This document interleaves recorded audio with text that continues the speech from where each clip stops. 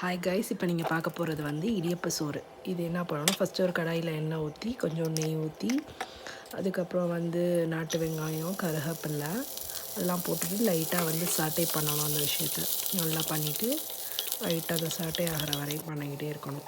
அதுக்கப்புறம் 2 முட்டையை உடச்சி ஊற்றி நல்லா ஸ்க்ராம்பிள் பண்ணிடணும். அதுக்கப்புறம் என்ன பண்ணணும், நல்லா ஸ்க்ராம்பிள் பண்ணிக்கிட்டே இருக்கக்குள்ளே நல்லாயிருக்கும். அதுக்கப்புறம் லைட்டாக சால்ட்டு சேர்த்து நல்லா பண்ணிகிட்டு இருக்கணும். அதுக்கப்புறம் இடியப்பத்தை உளுத்து வச்சதை அதை ஃபுல்லாக அதில் வந்து ஆட் பண்ணிக்கணும். ஆட் பண்ணிக்கிட்டு அதுக்கப்புறம் அதை நல்லா கிண்டி விடணும். கிண்டி விட்டுட்டு லைட்டாக ஸ்லோவில் வைக்கணும்.